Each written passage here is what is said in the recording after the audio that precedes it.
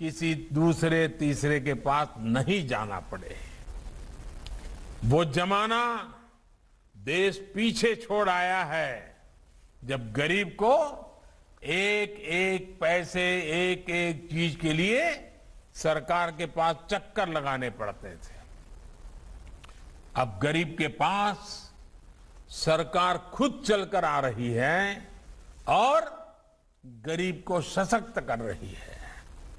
आप देखिए, कोरोना काल में मुश्किल बढ़ी तो सरकार ने खुद सामने होकर के 80 करोड़ से अधिक लोगों के लिए मुफ्त अनाज सुनिश्चित किया। एक भी गरीब ऐसा न हो कि जिसके घर में चूल्हा न जले।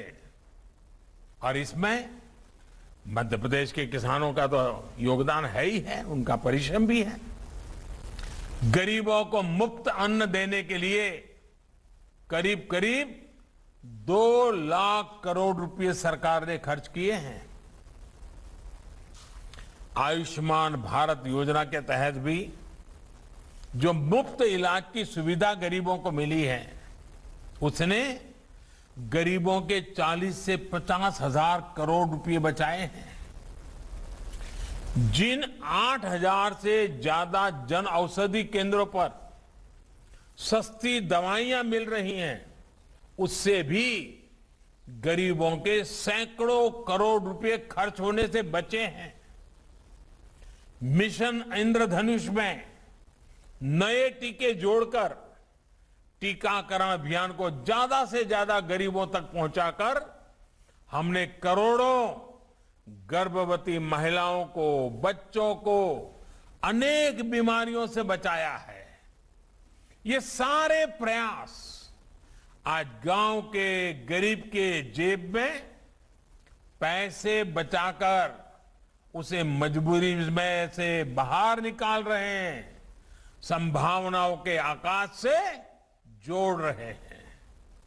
और मुझे विश्वास है, स्वामित्व योजना की ताकत मिलने के बाद भारत के ग्रामीण अर्थव्यवस्था में विकास का एक नया अध्याय लिखा जाएगा। साथियों, भारत में एक परंपरा जैसी रही है कि आधुनिक टेक्नोलॉजी पहले शहरों में पहुंचती है और फिर वो गांव तक जाती है। लेकिन आज देश ने इस परंपरा को बदलने का काम किया है। जब मैं गुजरात का मुख्यमंत्री था, तब वहां भी जमीन की जानकारी ऑनलाइन करने की शुरुआत की गई थी। सरकार तकनीक के जरिए गांव तक चलकर जाए, इसके लिए ई ग्राम सेवा शुरू की गई थी। लोगों की समस्याओं के समाधान के लिए गुजरात के स्वागत नाम से पहल भी की थी, जो आज भी एक उदाहरण है। वो भी उसी मंत्र पर चलते हुए आज देश ये सुनिश्चित कर रहा है कि स्वामित्व योजना और ड्रोन टेक्नोलॉजी की ताकत से पहले भारत के गांवों को समृद्ध किया जाए। ड्रोन टेक्नोलॉजी कम से कम समय में मुश्किल से मुश्किल काम सटीक तरीके से कर सकते हैं। ड्रोन वहां भी आसानी से आ जा सकता है जहां इंसान नहीं जा सकता।